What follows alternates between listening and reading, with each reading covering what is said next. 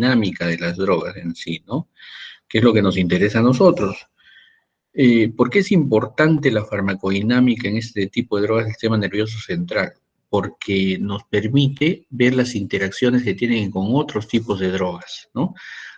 Como hemos visto, hay lugares del sistema nervioso central donde un neurotransmisor es excitatorio y en otro es inhibitorio.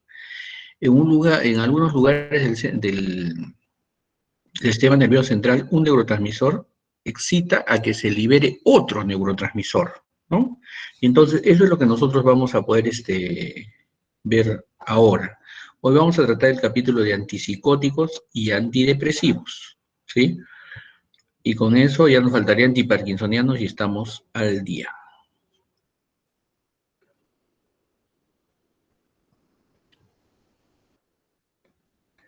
Bien, vamos entonces a compartir la pantalla con antipsicóticos, ¿sí? Bueno, los antipsicóticos, ustedes saben que la esquizofrenia, la psicosis y la esquizofrenia, tiene diversos subtipos, lo van a ver cuando ustedes hagan psiquiatría, ¿no? Entonces tiene diversos subtipos. Pero básicamente se trata de alteraciones en el comportamiento, alteraciones muy profundas en el comportamiento, en el lenguaje, ¿no? En la percepción de uno mismo, ¿no? En la socialización, ¿no? Entonces, ahí vemos que puedes escuchar voces, mirar cosas, ¿no? Vivir otra realidad, alucinar otra realidad, ¿no? Estos síndromes psicóticos no solamente se presentan en los pacientes esquizofrénicos, sino también se pueden presentar en diversos tipos de patologías por intoxicaciones, etc. Bien, entonces, varias líneas sugieren que la acción básica de la psicosis es el exceso de la dopamina en el sistema límbico, ¿no? Exceso de liberación de dopamina en el sistema límbico. Pero recordemos que la dopamina no actúa solita ahí. La dopamina también es liberada debido a receptores serotoninérgicos, ¿no es cierto? Que tienen que ver con las depresiones. Entonces, vamos a ver ahorita, básicamente, recordemos que es la dopamina la que nos va a ocasionar esto a nivel del sistema límbico, ¿no? Una alteración en el sistema límbico. Pero también tenemos que recordar que hay muchos otros receptores, los receptores del glutamato, los receptores de serotonina, que tienen que intervenir. El centro de la acción es la dopamina, ¿no? Con sus receptores dópalos. Entonces, básicamente esto en el sistema límbico, ¿no? Es donde más actúa la dopamina para ver nuestro comportamiento, ¿no? Nuestro comportamiento social. Entonces, para que nosotros tengamos una esquizofrenia debe haber dos factores, ¿no? Genéticos, que es la gran mayoría, y ambientales, ¿no? Entonces, la esquizofrenia puede darse por un exceso de dopamina y entonces se dan los síntomas positivos. Vamos a ver ahorita cuáles son los síntomas positivos, generalmente los excitatorios. Y también tenemos que hay una menor transmisión por los receptores de glutamato, es decir, los receptores NMDA se ven alterados y ahí vienen los síntomas negativos. Recuerden que el glutamato era un neurotransmisor excitatorio en el sistema nervioso central. Entonces, cuando se ve alterados los receptores del glutamato, todo lo que sucede es de que no hay esa excitación, ese comportamiento, ¿no? Digamos, la chispa que tiene un paciente, sino comienza a aislarse porque se ven alterados este tipo de receptores. Básicamente, la interacción se da entre esos tres receptores, serotonina, dopamina y glutamato, y se da en el sistema límbico en las neuronas piramidales de la corteza prefrontal. ¿Qué es lo que sucede acá? La dopamina es liberada, ¿no es cierto? Pero la misma neurona que libera dopamina, ¿no? También nosotros tenemos que esta misma neurona es estimulada por los receptores de serotonina. Esta serotonina estimula la liberación de dopamina, ¿no? Entonces la serotonina viene, estimula la liberación de dopamina, la dopamina viene y actúa sobre sus receptores DOPA2 principalmente, DOPA1, DOPA2, ¿no? Entonces esto nos da la interacción. Muy aparte, el glutamato, que también es liberado ahí, actúa sobre sus receptores NMDA, ¿no? Entonces, algunas otras drogas, aparte de esto, pueden estimular la liberación de dopamina y producirnos un efecto así tipo esquizofrénico, como la cocaína, que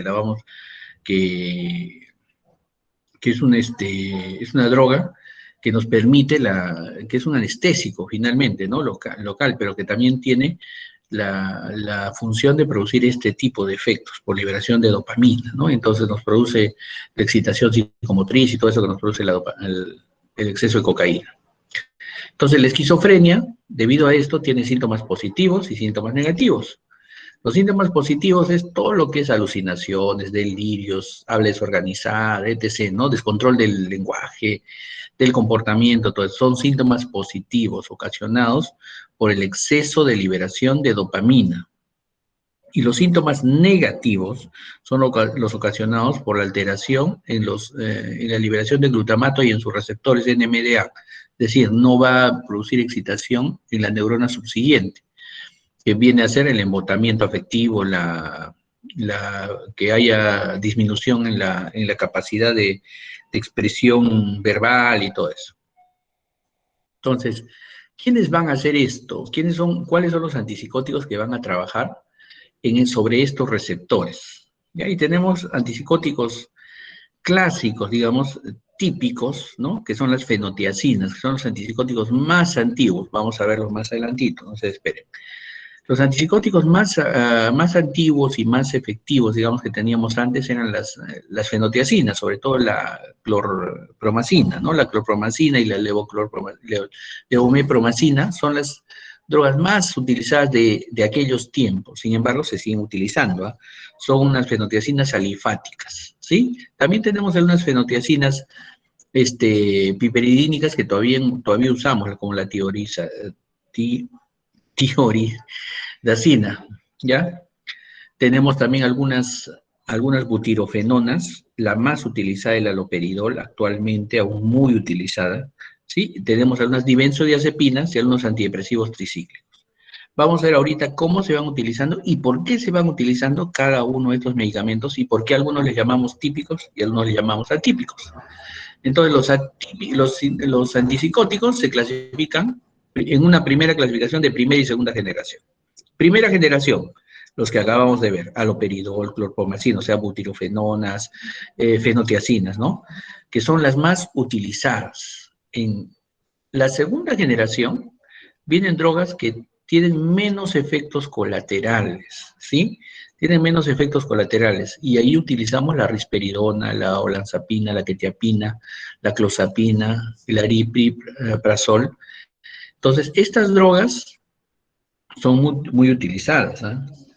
Tienen un costo un poco más alto, pero son muy utilizadas. ¿Y por qué les llamamos de primera y segunda generación? Porque también les llamamos típicos y atípicos, ¿no? Los típicos, los de primera generación. Los atípicos, la mayoría de la segunda generación, dibenzodiazepinas, etc. ¿Cuáles son las dibenzodiazepinas? La clozapina, olanzapina, quetiapina, ¿no? Muy utilizadas. El bencisoxazol, la risperidona, benzamidas, la misulpiride, etc. ¿Qué te diferencia el clásico, el típico, del atípico o el de segunda generación? ¿En qué se diferencia? Primero, los de primera generación o los clásicos, los dopaminérgicos clásicos, llámense las fenotiacinas, las butirofenonas, clorpromacina, levopromacina, loperidol, por ejemplo, bloquean los receptores dopaminérgicos tipo 2. Bloquean receptores histaminérgicos, bloquean receptores muscarínicos y bloquean receptores adrenérgicos. Entonces, si tú bloqueas esos 4 tipos de receptores, vas a tener una serie de efectos, es decir, vas a bloquear bien los receptores muscarínicos, perfecto, los dopamínicos, perdón, perfecto, vas a disminuir los efectos en el sistema límbico, pero también vas a bloquear los receptores histamínicos, se va a dormir el paciente, los adrenérgicos va a tener tendencia a hipotensión, a mareos, los receptores muscarínicos va a tener doble visión, va a tener boca seca, ¿no? Entonces tú le das todos los efectos colaterales mayores a este pobre paciente. Los atípicos lo que hacen es bloquear los receptores y, de serotonina. Entonces la serotonina no va a excitar la liberación de la dopamina, como habíamos visto en la figura inicial. Y la dopamina también bloquea los receptores de la dopamina, pero bloquea muy poco los receptores adrenérgicos, colinérgicos, muscarínicos y histaminérgicos. Entonces, en teoría, los neurolépticos o antipsicóticos atípicos o secundarios tienen menos efectos colaterales que los típicos. ¿Cuál es la diferencia? Los receptores de serotonina. Espero que ya con la primera explicación esté claro por qué uso este tipo de receptores, trabajo con este tipo de receptores de serotonina y trabajo con los receptores de dopamina. Entonces, ¿qué acciones farmacológicas tienen estos? Tiene efecto antipsicótico, entonces disminuye las alucinaciones, las fabulaciones, todo lo que se refiere a efectos positivos. Y tienen efectos neurolépticos, es decir, le producen al paciente que esté tranquilo, que esté indiferente, hay un cierto desinterés, entonces el paciente está con cierto embotamiento, ¿no? Entonces, tampoco eso es muy positivo para el paciente. Sin embargo, mucha gente prefiere que esté embotado, que esté aislado, que esté callado el paciente, a que el paciente esté agresivo, ¿no? Que no deje de hablar. Entonces, ¿ustedes a quién conocen en Tacna que tenga este síndrome psicótico? En la calle lo ven, ¿no es cierto? Todos los días a Tarzán, ¿no? Entonces, y se pone a hablar, o sea, aparentemente hablaría cosas que podrían en algún momento decir, ah, no, sí, no, de repente. Pero él vive su mundo, ¿no? Entonces tiene un exceso de dopamina el hombre. Entonces hay que darle su tratamiento. Sin embargo, por lo difícil, la difícil situación es casi imposible darle tratamiento. Bien, también tienen estos antipsicóticos acción antiemética. Sí, actúan sobre el área dopa en el área postrema. Tienen acción respiratoria, disminuyen la frecuencia respiratoria y pueden producir paradas respiratorias si se dan en exceso. Y tienen actividades endocrinas, aumentan la secreción de prolactina, sobre todo el sulpiride, ¿no? Y entonces probablemente lo que vaya a hacer es que haya una secreción láctea en las pacientes o ginecomastia en los varones. Entonces, acá tenemos un cuadrito donde, por ejemplo, ¿qué pasa si tú bloqueas los receptores muscarínicos, ¿no? Entonces vas a producir somnolencia, estreñimiento, porque recuerden que los muscarínicos tienen que ver con el comportamiento de la acetilcolina, ¿no? Y si tú bloqueas los receptores de acetilcolina, entonces vas a ver, pues, muchas acciones diferentes, incluso la pérdida de memoria que tiene que ver en la parte central y en la parte periférica vas a trabajar sobre intestino, corazón, pulmones, glándulas salivales, etc. Sobre los receptores histamínicos, básicamente la somnolencia. Recuerden que la histamina tiene que ver con la vigilia, ¿no es cierto? Sobre los receptores alfa 1, o sea, sobre los receptores adrenérgicos, tiene que ver con lo que es la hipotensión, mareo, etc., ¿no? Y sobre los receptores dopaminérgicos, según la vía donde tú le vas a producir, entonces ahí primero vas a disminuir los síntomas psicóticos, ¿no? Vas a producirles embotamiento al paciente, ¿no? Disminuir los síntomas y lo vas a llevar a síntomas negativos de repente al paciente.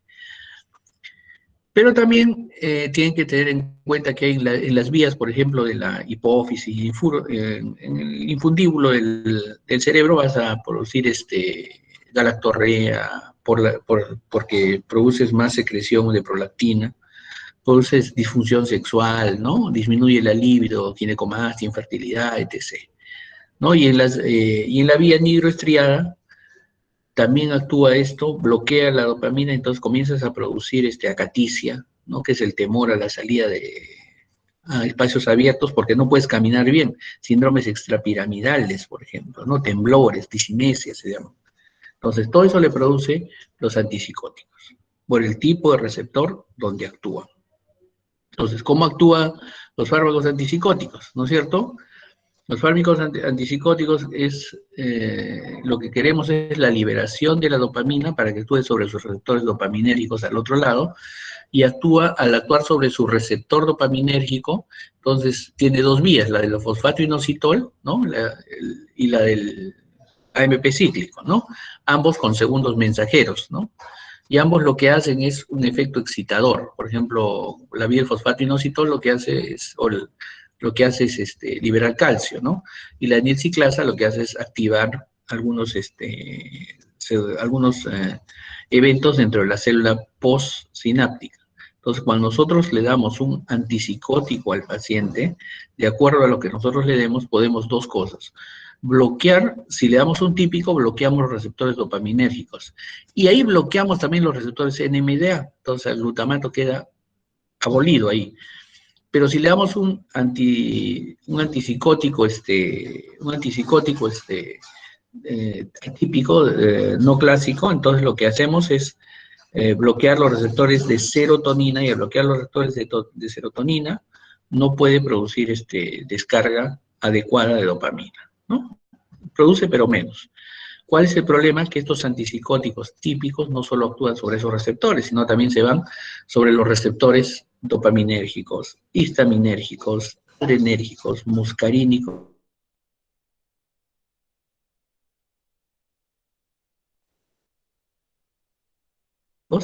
y producen los efectos que ya hemos visto, ¿no? ¿Cuáles los efectos extrapiramidales, los que decíamos nosotros que actuaban sobre, ¿no es cierto?, sobre la médula y produce un temblores, discinesias, por ejemplo, ¿no es cierto? La dopamina, en el área nigroestriada de nuestro cerebro, la dopamina es la que va a inhibir, digamos, la liberación excesiva de acetilcolina. Entonces tú vas liberando acetilcolina y tú vas coordinando los movimientos en el área piramidal, ¿no? En el área extrapiramidal, pero vas coordinando eso. Pero cuando tú tienes un exceso de dopamina, no solamente vas a excitar tu sistema límbico, sino que, como les decía también, en algunos lugares, la dopamina, como la sustancia nigroestriada, la dopamina excita las neuronas de las células extrapiramidales, y como las excita, entonces va a liberar más acetilcolina, y al liberar más acetilcolina, entonces comienza a los movimientos desordenados, ¿no? No puedes caminar, hay temblor en las manos, se llama parkinsonismo. Entonces, en la zona nigroestriada, la dopamina actúa como una especie de inhibidor o regulador, ¿no?, de la acetilcolina. Entonces, vuelvo a reiterarles, en cada lugar hay neuronas que actúan liberando y en otras actúan excitando y en otras actúan inhibiendo. La vía del sistema límbico, la serotonina, estimula la liberación de dopamina y la dopamina actúa sobre su neurona postsináptica para excitar, ¿no es cierto? Y la dopamina se libera con glutamato para excitar sus receptores, ¿no? NMDA. En el área nigroestriada, la dopamina solita regula la función de las células de las neuronas que liberan acetilcolina para coordinar los movimientos. Cuando hay exceso de dopamina, entonces comienza la caticia, todo eso. Entonces, ¿cuál es nuestra función? Bloquear los receptores de dopamina. Bloqueemos los receptores de dopamina, ¿sí? Pero aquí podemos bloquear los receptores de dopamina, los bloqueamos poco, ¿no? Entonces, como los bloqueamos poco, entonces no vamos a regular tampoco, y este es un signo negativo de los antipsicóticos, ¿no? Siempre vamos a tener un poco de extrapiramidales, temblores, todo eso, por el mismo tratamiento que nosotros le damos a la acetilcolina. ¿Por qué? Porque si los bloqueamos los receptores de dopamina, la dopamina no va a poder regular la liberación de acetilcolina, y la acetilcolina comienza a liberarse en gran cantidad, no inhibe la liberación de acetilcolina, no comienza a liberarse en gran cantidad. Y como comienza a liberarse en gran cantidad, tenemos que el paciente que estamos dándole antipsicótico comienza a presentar temblores, todo eso. Entonces, como les reitero, en sistema nervioso central tú tienes que conocer muy bien tus receptores, muy bien el lugar donde actúan, para que tú puedas conocer qué efecto y cuál es su efecto colateral. Es decir, nos va a hacer bien para una cosa, pero nos puede hacer mal para otra, ¿ya? Entonces, eso es lo importante. Entonces, los neurolépticos atípicos, pues, como son serotoninérgicos, tienen menos afinidad por los receptores dopa, muscarínicos, todo eso, entonces nos producen menos efectos colaterales, menos efectos colaterales. Incluso, como como disminuyes la liberación de dopamina, pero no la inhibes totalmente, entonces va a haber menos efectos de discinesias, de parkinsonismo, etc., ¿no? ¿Qué hace la serotonina? Nuevamente les reitero la serotonina. La serotonina lo que hace es, al estimular la serotonina, la otra neurona, le aumenta la liberación de dopamina, y esta dopamina actúa sobre sus receptores dopados. Si yo actúo con mi neurotransmisor atípico, bloqueo la captación de serotonina, entonces voy a disminuir la liberación de dopamina. ¿Sí? Espero que esté claro. Entonces, ya más o menos cómo actúan nuestros antipsicóticos. Hay otro antipsicótico que se usa ya en otro tipo de esquizofrenias, que es las sales de litio, ¿no? Nosotros hemos tenido un presidente de la República que ya no está con nosotros, que se suicidó, que debido a su síndrome esquizofrénico, esquizoide, usaba sales de litio, ¿no? Entonces, y este litio le permitía controlar no controlar del todo, pero controlaba algo su comportamiento, ¿no? Entonces, el sodio y el litio tienen casi prácticamente el mismo comportamiento, es decir, el sodio pasa las membranas a través de canales, igual, el litio también pasa las membranas a través de canales, ¿no? Y tiene que distribuirse en el líquido extracelular para iniciar su acción, ¿sí? Para iniciar su acción en el núcleo. Tiene una estructura, va actuando sobre la estructura cerebral, modula la neurotransmisión y hay cambios intracelulares cuando nosotros le damos litio, ¿ya? Cuando nosotros le damos litio. Actúa sobre todo a nivel genético del núcleo, ¿no? Alterando los genes. Más o menos ese es el efecto del litio, ¿no? Llega el litio y el litio tiene que actuar sobre la proteína G, igual actúa sobre la fosfoquinasa, entra la vía del inositol, ¿no? Ingresa al núcleo y en el núcleo produce su efecto recién el litio, ¿ya? Más o menos este es el mecanismo de acción del litio un poco más colorido, digamos, ¿no? Entonces, igual, actúa por la vía del fosfato, de la proteína quinasa, del fosfato inositol, y el fosfato inositol actúa sobre el núcleo para producir una expresión génica, ¿ya? Génica para disminuir la formación de dopamina, de los neurotransmisores, ¿no es cierto? Para alterar la formación de neurotransmisores y al final pueda tener menos efecto antipsicótico la dopamina, ¿no? Entonces no lo va a estimular bien. El litio también actúa sobre los receptores NMDA, ¿no? Entonces regula la administración a la baja. ¿Qué quiere decir? Disminuye la cantidad o el efecto que tiene los neurotransmisores del glutamato sobre el receptor NMDA, ¿ya? Que es el neurotransmisor excitatorio, si ustedes se acuerdan, ¿sí?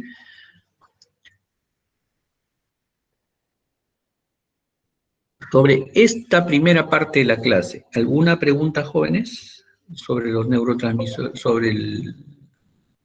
sobre los antipsicóticos. Entonces, los antipsicóticos básicamente van a actuar sobre el sistema límbico, ¿no es cierto? Inhibiendo lo que es la función de la dopamina. Y como tenemos típicos y atípicos, los típicos actúan sobre todos los receptores del sistema nervioso central prácticamente, ¿no? Dando sus efectos colaterales por cada uno de los receptores. Ahí tienen un cuadrito que les he dejado que está muy bien explicado, creo, los efectos colaterales. Entonces, a ver, si ustedes quisieran aprenderse de memoria, ustedes,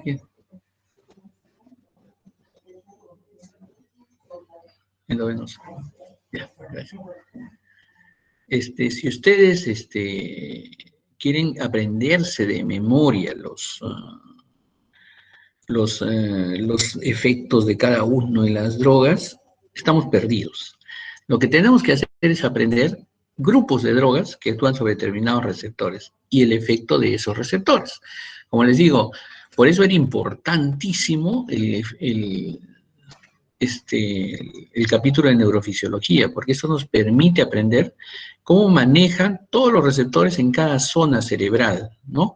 Y entonces estos receptores van a tener un efecto, les vuelvo a reiterar, en unos lugares excitatorio, en unos lugares inhibitorio, y nuestras drogas, cuando ya sabemos en qué lugar actúan, nos permite un tratamiento adecuado para nuestro paciente.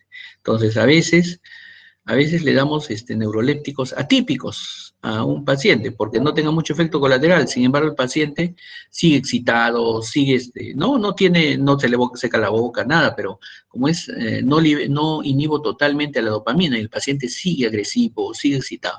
Entonces paso al plan B, le doy un atípico con un típico. Entonces, si usted ve una receta de un colega psiquiatra, van a darse cuenta que muchas veces recetan ambos tipos de medicamentos. ¿Por qué? Porque no es suficiente uno. Entonces, pero le bajo la dosis de uno, del típico, y entonces tiene menos sequedad bucal, menos hipotensión, ¿no? Entonces, cosas de ese tipo. No es parte del curso, solo le estoy haciendo una orientación. La parte del curso es importante que ustedes sepan dónde actúan su medicamento, cuáles son sus efectos colaterales, cómo actúa su medicamento, es decir, farmacocinética y farmacodinámica. ¿Ya? Cuando hagan fisiopato y hagan clínica, ahí sí desbándense con todos los efectos. pero no les va a servir mucho si es que ustedes intentan aprenderse de memoria. La cuestión es ir razonando, y para eso son los cursos de ciencias básicas, que ustedes comiencen a ver cuáles son los mecanismos de acción de cada uno de los receptores. Cuando ustedes crezcan, o sea, sean médicos un poquito de más experiencia, van a venir los visitadores médicos y le van a decir, doctor, este medicamento es lo último, actúa así, así, así. Ah, claro, le recibes, ¿no? Pero cuando tú te vas dando cuenta de cómo actúa el medicamento, ah, sí, te da todo lo bonito, te dice la propaganda médica, pero y lo feito, no te lo dice, ¿no es cierto? No te lo dice. Bien, esos son antipsicóticos. Los antidepresivos también son drogas que actúan a nivel del sistema nervioso central, pues, ¿no? La depresión, hay una alteración en la neurotransmisión de la serotonina. Entonces, ¿qué hacía la serotonina? ¿Sí? Entonces, hay una disminución en la sinapsis de la serotonina. Pero ustedes, ¿por qué los he juntado estos capítulos? Porque acabamos de ver nosotros qué hacía la serotonina con las células de dopamina, que nos producían el estar bien, tranquilos, todos pilas. ¿Qué hacía la serotonina? Estimulaba la liberación de dopamina, ¿no es cierto? Entonces, como estimula la liberación de dopamina, estamos bien nosotros, estamos activos, estamos caminando, riendo, todo. Pero si se altera la sinapsis y la serotonina no comienza a estimular liberación de dopamina, entonces, ¿qué pasa? Nos vamos al otro lado, ¿no es cierto? Al otro lado. Y entonces, en lugar de tener una persona súper excitada, tenemos una persona embotada, una persona con tendencia a la tristeza, a la inacción, al aislamiento. ¿Por qué? Porque no está funcionando nuestra dopamina. ¿Por qué no está funcionando nuestra dopamina? Porque nuestra serotonina no está actuando de la manera adecuada. ¿Por qué? Porque tenemos escasez de serotonina, ¿no es cierto? Entonces, la serotonina, por eso no lo había tocado tan profundamente en el capítulo anterior, porque la serotonina es la que tiene que ver con la liberación de dopamina, ¿no? Entonces, el efecto depresivo es, digamos, un efecto secundario, ¿no? ¿Qué otros efectos se ven alterados, ya que la serotonina no puede ayudar a liberar los neurotransmisores excitatorios? Se ven alteradas la acetilcolina, ¿no es cierto? La catecolamina, ¿sí?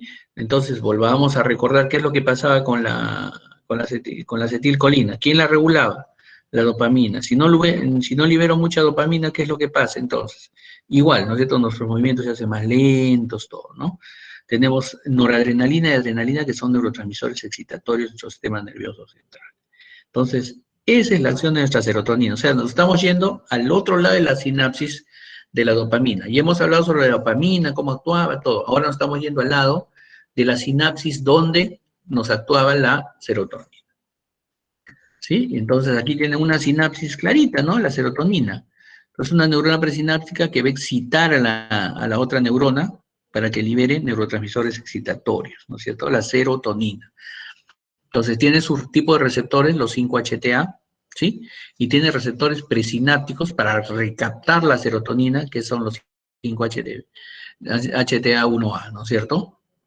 Entonces la depresión fisiológica, pues, tiene que ver entonces con la falta de acción de la serotonina, la acetilcolina, catecolaminas, como la dopamina, noradrenalina y adrenalina, ¿no? Entonces, básicamente esa es la fisiopatología, jóvenes. Si la hemos visto ya en los antipsicóticos, ahora en la depresión también lo vamos a ver. Entonces, la depresión es una disminución de la función de la sinapsis, ¿no?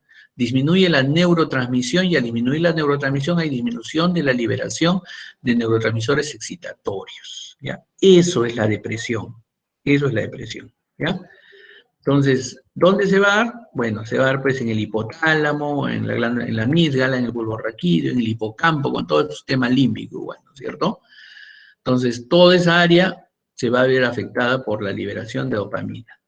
Entonces, y de la serotonina, ¿no es cierto? Entonces, la serotonina nos va a hacer entrar en hay diferentes teorías, ¿no es cierto?, de alteraciones en los receptores, ¿sí? Teoría de la liberación de las aminas, ¿no? Entonces, la norepinefrina y dopamina son las que tienen que mantenernos alertas, motivados, las situaciones placenteras, todo eso. Y si nosotros se alteran nuestros receptores de serotonina, entonces no vamos a liberar estos neurotransmisores excitatorios y vamos a vernos, nuestro comportamiento se va a ver totalmente alterado. Bien, entonces la depresión tiene que ver nuevamente, les reitero, con estos transmisores, serotonina, noradrenalina, dopamina, algo que ver la acetilcolina, ¿sí? También hay una hipótesis de la neuroendocrina, ¿no? Donde hay alteraciones en la liberación de hormonas. Es cierto, también hay esta alteración. Y hay una hipótesis más, ¿no es cierto?, donde dice que la serotonina es una carga genética para el trastorno bipolar, es decir, maníaco depresivo, ¿no? El bipolar, que lo van a ver muy bien cuando hagan clínica, ¿no? O sea, hay momentos en que hay liberación excesiva de dopamina y otros momentos en donde la dopamina es frenada, ¿no? Entonces, ambos tienen que ver con serotonina igual, trastorno bipolar. Y entonces, esta es la parte neuroendocrina, donde hay liberación de hormonas, las glándulas suprarrenales que liberan la adrenalina. Si se altera la hipófisis, va a haber una alteración general de todo lo que es la neurotransmisión. Entonces, cuando estimulamos los receptores 5-HT2 que están en las neuronas del sistema límbico, entonces tenemos agitación, ansiedad, insomnio, pero no por la serotonina misma, les vuelvo a reiterar, sino porque la serotonina estimula la liberación de dopamina, noradrenalina, bueno, todas las catecolaminas, ¿no es cierto? Entonces, esa es la razón. Y si yo bloqueo los receptores HT2, los receptores de serotonina, entonces todo eso va a cambiar, ¿no es cierto? Va a haber disminución, va a haber una sedación, va a haber ausencia, hay una disfunción, pero ahí está mal ahí, hay una disfunción sexual, hay intensificación del sueño, etc., ¿no? Entonces, fallo del sistema noradrenérgico, fallo del sistema dopaminérgico, vienen todos los síntomas de una depresión, ¿no? El aislamiento, la tristeza, todo eso. Entonces, y esto es lo que hace la serotonina, básicamente, ¿no es cierto? La serotonina se libera, ¿no? Se libera, tiene sus neurotransmisores, sus receptores presinápticos, ¿no? Los HT1, entonces estimulan la liberación de más serotonina. Y esta serotonina actúa sobre los receptores HT2, y estos receptores HT2, bajo lo mismo, el fosfato inositol, todo eso, van a estimular la liberación de las catecolaminas excitatorias dentro del sistema nervioso central. ¿Sí? Creo que ahí está claro, ¿no, jóvenes? Entonces, ¿qué más acá tenemos? Entonces, lo mismo, la serotonina es estimulada por sus mismos neurotransmisores, es decir, hay receptores presinápticos que estimulan la liberación de la misma serotonina que es formada en la neurona presináptica, ¿no? Entonces, estos receptores estimulan la liberación de más serotonina, ¿no? Y los receptores posinápticos son los 5-HT2, que estimulan la liberación de dopamina, de todos los neurotransmisores excitatorios, ¿ya? Entonces, los receptores de dopamina están acoplados a la proteína G, tiene 7 familias, tiene 14 subtipos de familias, ¿no? El HT1 es el primer receptor caracterizado y era presináptico, ¿no? Entonces, si los HT2 son receptores asociados a la proteína G, tienen diversos subtipos, que no los voy a tocar, solo los estoy mencionando, igual actúan a nivel de la proteína G, pero estos HT2 son posinápticos, y como son posinápticos, actúan en la neurona, que va a ir liberando catecolaminas, dopamina, noradrenalina, ¿no? etc. Entonces, estos son los receptores acoplados a la proteína G. El segundo mensajero para que permita la acción y la liberación de dopamina es el calcio, pues, ¿no? El calcio, ¿sí? El calcio. Y el AMP cíclico, que también se usa como segundo mensajero.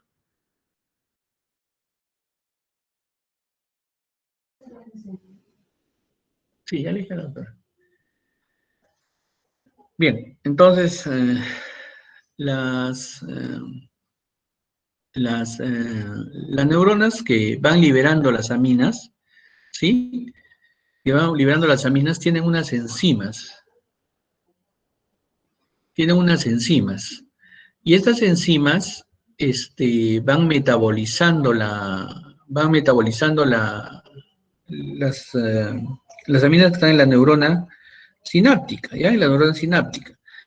Entonces, estas enzimas son la monoaminoxidasa y la catecolometiltransferasa, ¿ya? Son enzimas que metabolizan rápidamente estas catecolaminas. Y entonces, a veces, disminuyen el efecto excitador que tienen estas aminas, ¿sí? Entonces, también las catecolaminas en su mecanismo de acción, aparte de sus receptores DOPA, receptores alfa, también tienen receptores presinápticos, alfa 2, para recaptar y permitir también hacer un círculo en el que van liberando más catecolaminas, ¿no? Entonces, estas catecolaminas, les vuelvo a reiterar, son el efecto subsecuente a la excitación de la serotonina y son las que realmente nos dan el estado emocional actual, el estado en que nosotros vamos a comportarnos, ¿sí? Entonces, estas catecolaminas requieren también un metabolismo, actúan y se metabolizan por la monoaminoxidasa y por la catecolometiltransferasa. Y algunas de estas van y actúan sobre sus receptores alfa 2, que los han visto en el sistema nervioso autónomo, actúan sobre los receptores alfa 2 y son liberadas o también regulan la liberación de catecolaminas. Entonces, aquí ya viene todo el círculo, ¿no es cierto? Cómo es que nosotros o nos excitamos o nos deprimimos en el sistema nervioso central. Creo que ya, perdón, claro, no estar, ¿no es cierto? Entonces ya tienen su excitación, las enzimas que van a metabolizar la catecolometiltransferasa, los receptores alfa, etc., ¿sí? Entonces, ¿qué es un antidepresivo? Un antidepresivo actúa sobre un neurotransmisor del cerebro a través de diferentes mecanismos de acción. Entonces, tenemos la mayoría de antidepresivos van a actuar sobre, ¿sí?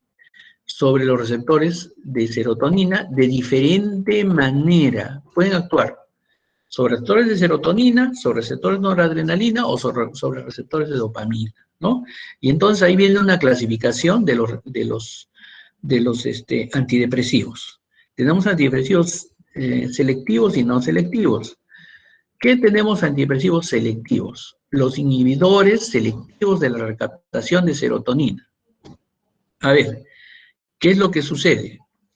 La serotonina, cuando es liberada y actúa sobre la neurona, entonces lo que sucede es que va a actúa sobre su neurona y se va a recaptar, como les decía, por los receptores HT1, ¿no es cierto? Ya. Cuando viene la serotonina a quererse recaptar, estos medicamentos lo han bloqueado, entonces la serotonina está flotando ahí y sigue actuando, y sigue actuando, y sigue actuando. Ese es un excelente antidepresivo, porque va a seguir actuando y va a permitir que se liberen y se liberen. Jóvenes, hasta ahí están entendiéndome la figura, porque si no podemos hacer un resumen de nuevo, ¿ah? Porque me da miedo que no me entiendan la figura de cómo actúan los antipsicóticos y los antidepresivos. Doctor, ¿podría hacer un resumen como para fijar más el conocimiento, por favor? Sí. A ver, miren, les vuelvo a reiterar. Tanto en depresión como en psicosis. La neurona, hay una neurona que va a estimular a las neuronas piramidales, ¿no? Donde se libera dopamina. Esta neurona que estimula libera serotonina, ¿sí? Esta serotonina va a excitar esas neuronas piramidales y van a liberar dopamina, ¿ya? Dopamina, noradrenalina, glutamato, todo lo que excita, pues, ¿no es cierto? Entonces, ahí excitan la otra neurona y comienza la acción de la neurona. Entonces, eso es lo normal. Ustedes están despiertos, actúan, todo, normalmente. Pero la psicosis, por ejemplo, viene cuando tú comienzas a liberar un exceso de dopamina, sea porque tienes mucha dopamina o porque tienes mucha serotonina, ¿no? Exceso de serotonina o exceso de dopamina. Comienzas a liberarla y entonces actúa sobre sus receptores dopaminéricos, adrenérgicos, todo produciendo esa excitación, ¿no?, del paciente. La serotonina, la depresión viene al contrario, viene cuando la serotonina no se libera adecuadamente, no actúa y entonces liberas poquita dopamina, poquita noradrenalina y entonces no excitas a las neuronas. Y entonces viene tu depresión, tu tristeza, tu aislamiento, todo eso que es un síndrome depresivo. Bien, entonces, nosotros para intentar mejorar esto, en la psicosis, ¿qué hacemos? Bloqueamos los receptores de dopamina y los no selectivos, los típicos bloquean los receptores de dopamina, ¿no? Pero bloquean histamina, bloquean acetilcolina, bloquean muscarínicos, ¿no? Bloquean todo. En cambio, los antipsicóticos no selectivos no selectivos o atípicos, perdón, selectivos o atípicos, bloquean los receptores de serotonina, es decir, la serotonina no va a excitar a esa neurona piramidal y no va a permitir la liberación de dopamina. En la depresión es al contrario. En la depresión, esta neurona que libera serotonina a la neurona piramidal que la excita, no libera serotonina por algún motivo, ¿no es cierto? Está liberando poca serotonina, es su enfermedad de la serotonina. Y entonces lo que yo tengo que hacer es tratar de que haya más serotonina para que liberen para que liberen dopamina, noradrenalina, todo eso que excita, pues, ¿no? Entonces, lo que nosotros hacemos es inhibir los receptores de serotonina, los inhibidores secundarios de serotonina. Los receptores de serotonina son de dos tipos, postsinápticos y presinápticos. Los presinápticos son los que hacen que la serotonina, cuando actúa, se libere de su receptor y vuelve a agarrar a su neurona y sigue excitándola para que se liberen y se liberen y se liberen, ¿no? Lo que nosotros hacemos con las drogas que vamos a trabajar con la serotonina es lo siguiente. Los inhibidores selectivos lo que hacen es, selectivos de serotonina, lo que hacen es inhibir a los receptores presinápticos. Entonces, cuando tú liberas serotonina, actúa sobre su neurona postsináptica, quiere regresar, ya no regresa, ya no es recaptada, sino lo que pasa es que se queda la serotonina y flotando porque está bloqueado su receptor y sigue excitando y liberando dopamina, ¿no? Entonces, esa es una. Dos, hay otros que actúan inhibiendo la recaptación de serotonina y en el otro lado de la neurona inhiben la recaptación de la noradrenalina. Recuerden que la noradrenalina tenía receptores alfa-2 presinápticos. Entonces, en los dos lados se queda, en uno lado se queda flotando la serotonina y actuando, y actuando, y actuando, y en el otro lado se queda flotando la noradrenalina y está actuando, actuando, actuando, y entonces el paciente tiene, digamos, un mejor efecto, ¿no? Pero como vamos a ver ahorita que tiene sus efectos colaterales porque tampoco puede tener tanta noradrenalina. Recuerden que la noradrenalina es una amina que excita también los receptores alfa, que produce presión alta, taquicardia, etc. Ya, esos son los inhibidores selectivos. Los no selectivos son los que inhiben la monoaminoxidasa, la enzima que metabolizaba la noradrenalina, ¿no? Y entonces la noradrenalina está ahí, no se metaboliza y actúa y actúa y actúa, pero como hay tanta noradrenalina, comienza a producir presiones altas, taquicardia, y puede ser un efecto colateral feo para el paciente. Y los no selectivos también son esos antidepresivos tricíclicos no selectivos, ¿no? Actúan sobre HT1, liberan más, pero también actúan sobre todo el resto, sobre los receptores muscarínicos, histamínicos, lo vamos a ver en un momento más. Entonces, esta es una clasificación. Otra clasificación de los antidepresivos es inhibidores selectivos de la recaptación de aminas, ¿no es cierto? Aminas. Entonces, hay otros inhibidores selectivos de la recaptación de noradrenalina, que es la reboxetina, ¿no? Los inhibidores no selectivos de recaptación de aminas, los antidepresivos tricíclicos que les llamábamos antes, los antidepresivos tricíclicos que les llamábamos antes, son la amitriptilina, imipramina, ¿no? Los que les decía que bloquean todos los receptores, igual que los antipsicóticos típicos que bloqueaban todo, igual, estos bloquean todos los receptores. Entonces, te producen muchos efectos colaterales. Sin embargo, se usan aún. Los inhibidores selectivos de la recaptación de noradrenalina, o sea, no dejan que la noradrenalina se recapte, inhiben la monoaminoxidasa a veces, ¿no? Entonces es la reboxetina. Los inhibidores selectivos de la recaptación de serotonina, que evitan que la serotonina llegue a su presináptico y se vuelva a recaptar, sino lo que hacen es dejar la serotonina en la hendidura sináptica para que actúe y actúe y actúe durante más tiempo. El más conocido que tenemos es la fluoxetina, sertralina y paroxetina. Ustedes van a Estados Unidos y todos toman Prozac, que es la fluoxetina, a veces sin saber por qué toman Prozac, para sentirse más activos. Los inhibidores de la monoaminoxidasa también son, digamos, importantes, como más o menos como inhiben el metabolismo de la noradrenalina, la moclobemida, por ejemplo, que usamos ocasionalmente. Ahora tenemos un inhibidor selectivo de serotonina y noradrenalina, lo que les decía, actuaba en dos frentes, ¿no? Uno en la neurona de serotonina que va a excitar a la neurona piramidal y otro en la hendidura de la neurona piramidal para evitar que la noradrenalina se vuelva a recaptar, y entonces actúa liberando y la otra evita que se recapte. Esta es la venlafaxina, la duloxetina, ¿no? Y entonces aquí viene el juego de nuestros amigos los psiquiatras, que tienen que saber exactamente cuál es el efecto de cada una de ellas y cuál le puedo dar con cada uno de ellos, porque puedo mezclar los medicamentos. Inhibo la noradrenalina, inhibo la serotonina, pero recuerden que si inhibo la recaptación de noradrenalina, la noradrenalina me va a dar efectos como taquicardias, arritmias, hipertensión, ¿no? Que puede ser muy peligroso para mi paciente. Y cuando inhibo la serotonina y la hago actuar, igual voy a liberar más dopamina, más noradrenalina, más adrenalina, que también puede producirle efectos colaterales a mi paciente. Eso es lo que quiero que entiendan, jóvenes, ¿ya? Entonces aquí tenemos nuevamente los inhibidores, más o menos que ya hemos estado viendo. ¿Cómo actúan?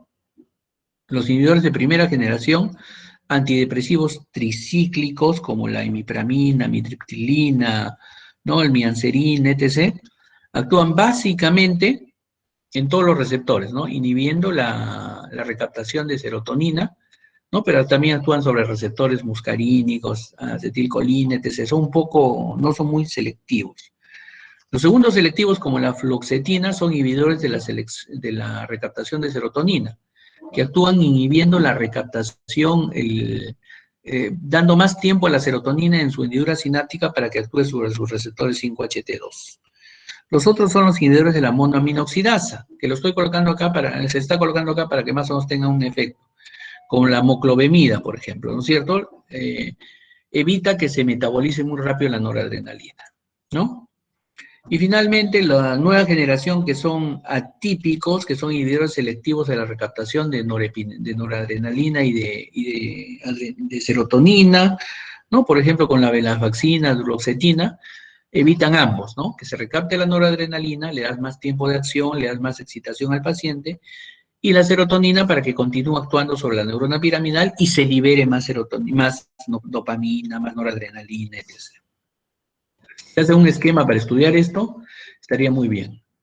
La mayoría de estas drogas tienen una absorción parcial en el efecto gastrointestinal, demoran mucho tiempo en hacer un pico plasmático, por ejemplo, ¿no es cierto? Tienen un efecto de primer paso importante en el hígado, ¿sí? Tienen metabolitos activos que van a continuar funcionando, pero lo que sucede es de que tienen volúmenes de distribución altos, y entonces, ¿qué es lo que va a pasar?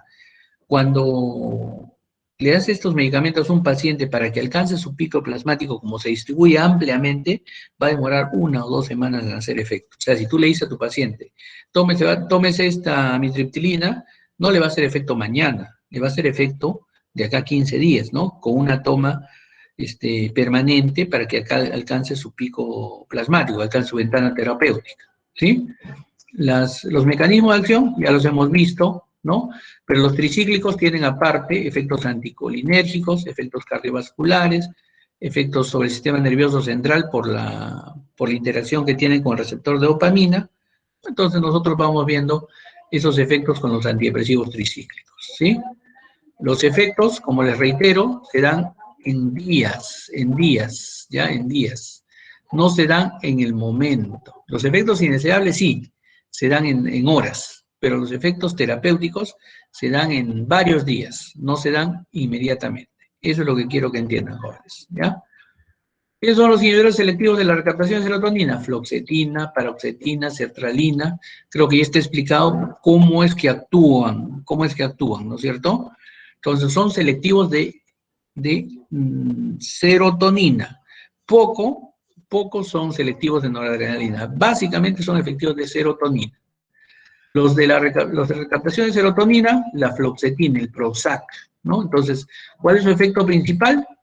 El efecto principal es que que estimula que la serotonina permanezca más tiempo en la neurona posináptica. ¿Sí?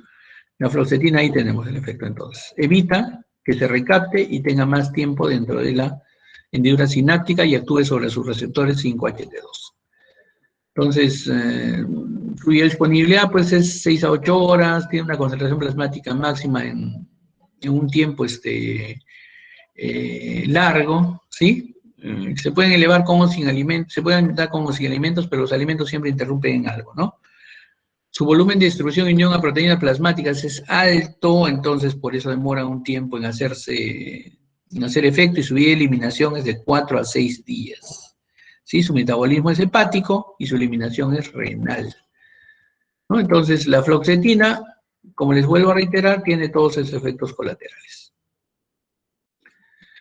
Cuando tienes cuando comienza a producir esta inhibición de la recaptación de serotonina, cuando comienza a producir estos efectos, entonces puedes producir un síndrome serotoninérgico, ¿sí? En que vas a tener confusión, agitación, fiebre, sudoración. ¿Por qué? Porque estás haciendo que haya más liberación. Recuerden, otra vez, la serotonina actúa sobre la neurona piramidal, y la neurona piramidal es la que libera dopamina, adrenalina, noradrenalina. Y entonces tú le vas a producir un síndrome serotoninérgico, le vas a producir como una psicosis al paciente, por haberle dado más dosis de la que requiere. Entonces, los medicamentos antidepresivos, por su volumen de distribución, tienen un pico hasta de 6 días, les vuelvo a reiterar, para tener sus efectos. Se dan poco a poco. Si tú le das a un paciente que tiene insuficiencia hepática o tiene insuficiencia renal, no puede metabolizarlo bien o no puede eliminarlo bien, se va a ir a un proceso de acumulación y esto puede producir un síndrome serotoninérgico, un efecto colateral muy temido.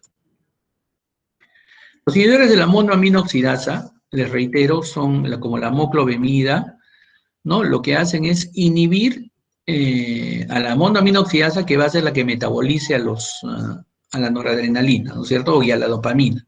Entonces, como inhibe su metabolismo, entonces vas a tener en la hendidura sináptica más noradrenalina, más dopamina, y esto va a hacer que tengas, es cierto, mejor comportamiento del paciente, se hace más activo, todo, pero también puedes tener efectos colaterales como presiones altas, ¿no? Hipertensiones altas, ¿no? Entonces, la transmisión normal de las monoaminas, si tú le pones un inhibidor de la monoaminoxidasa, entonces vas a tener más excitación de la neurona posináptica, ¿no? Y no solo pasa eso ahí, sino que también pasa eso a nivel sistémico.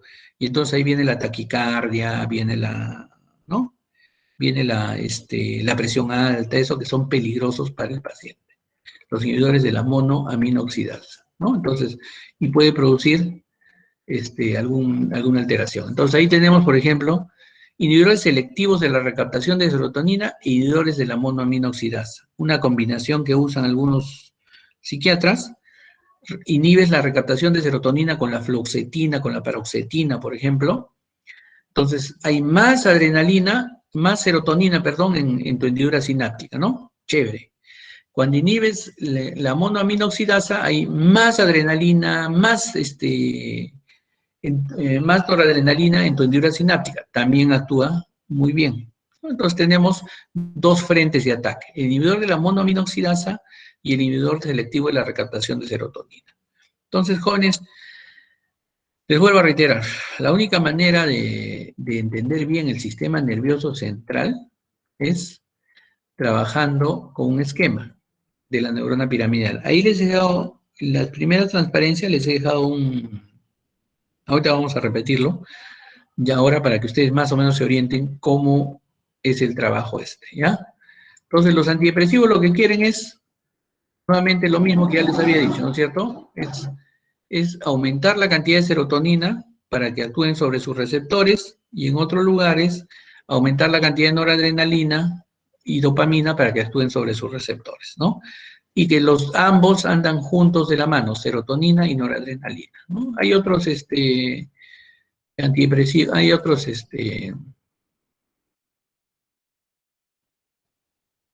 antidepresivos. Acá entonces vamos a repetir, vamos a hacer un esquema final para que ustedes puedan más o menos orientarse.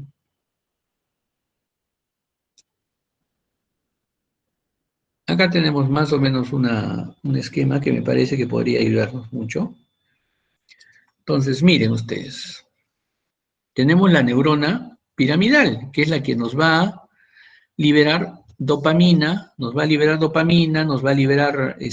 glutamato, nos va a liberar noradrenalina, ¿no? Todas las aminas. Y tenemos a un costadito, en el costado inferior tenemos a la noradrenalina, a la serotonina, esta neurona serotoninérgica, ustedes la leen ahí, ¿no es cierto? Libera serotonina, esta serotonina va a actuar sobre su receptor HT2, ¿no? Y esta a su vez va a estimular la liberación de dopamina, glutamato, todas las sustancias, ¿no? Entonces, los antipsicóticos y la depresión no se pueden separar, porque los antipsicóticos lo que hacen es al liberar dopamina actúan sobre los receptores dopa 1, los noradrenalina actúa sobre sus receptores alfa, ¿no? Y entonces el glutamato sobre los receptores NMDA, y entonces lo que van a hacer es excitar a las otras neuronas, ¿no? ¿Qué sucede en la psicosis? Que tengo un exceso de dopamina, un exceso de glutamato, un exceso de noradrenalina, ¿no? ¿Qué pasa en la depresión? Que nosotros no podemos liberar, nuestra neurona serotoninérgica no libera cantidad adecuada de serotonina, y entonces al no liberar cantidad adecuada de serotonina, no va a liberar tampoco a su vez dopamina, todos que son las que nos activan. Como no nos activan, entonces entramos en la depresión. Entonces ahí vienen los dos lados que hemos visto hoy día, depresión y psicosis. Como ven, es solo un solo trabajo en las mismas zonas cerebrales y todo, pero actúan de diferente manera. Entonces, los antipsicóticos lo que quieren es bloquear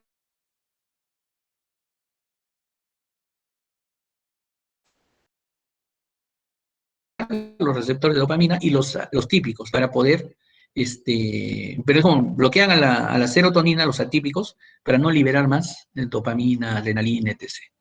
En la depresión es al revés. En la depresión tenemos que liberar más serotonina o tenemos que hacer que la serotonina actúe más tiempo sobre los receptores para actuar sobre dopamina, acetilcolina y liberarla, ¿no? Y liberarla. Bien, jóvenes. Sí, más bien. ¿Alguna pregunta, dudas?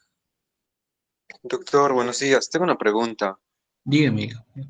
Bueno, en el caso, usted mencionó que había un síndrome serotoninérgico. Me imagino que es una situación de emergencia.